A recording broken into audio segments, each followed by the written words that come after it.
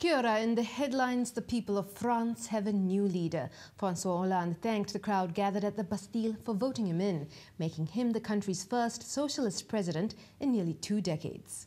What is my mission? What is my duty? To serve the Republic, to serve France. A local expert believes Sarkozy's unpopular austerity measures had taken their toll. Professor Martin Holland says balance is needed for France and greater Europe. Not just austerity, but some prospects to get Europeans back into jobs, because the unemployment levels in several countries are unsustainable and highly dangerous.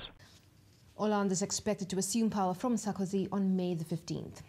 Greece's elections are also being seen as a strong message to the rest of Europe. The dismantling of the caretaker government is regarded as a vote against austerity measures. Not one of the 7 parties currently in the running has secured enough votes to govern alone. And if none can form a coalition, Greeks will have to head to the polls again. New Zealand's Prime Minister says the dramatic political changes in Europe vindicate National's cautious approach to managing the economy. John Key maintains the government has to be thrifty now to avoid austerity measures in the future. That's why the government is having a zero budget this year. It's why we had a zero budget last year. It's why we've spent very little new extra money in the 4 years now we've been in office. Yeah, it's hard when you're doing it, but it means our debt levels don't rack up. The government is budgeting $287 million over the next 4 years for the first phase of its welfare reforms, including childcare payments for solo parents. And Social Development Minister Paula Bennett says $1 million will be spent on providing long-acting reversible contraception.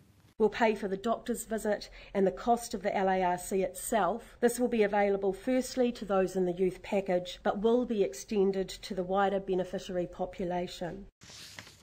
Businesses who couldn't get their GST returns in today because of the IRD's temporary website failure won't be penalised. Acting Commissioner Martin Smith says if customers haven't been able to meet their filing obligations, they should file as soon as possible.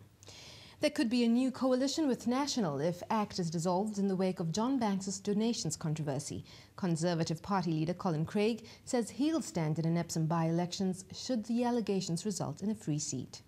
I think most people see that John Banks is not going to be able to get the seat again if he ran again. The Serious Fraud Office has laid charges against foreign exchange trader Christopher Collicutt.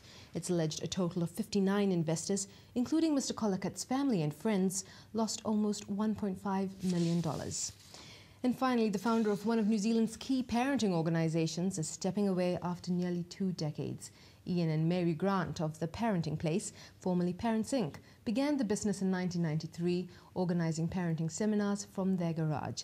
Ian Grant now becomes an honorary trustee of the Parenting with Confidence Charitable Trust. Well, those are the headlines from the RBG News Centre. Ka kite anō.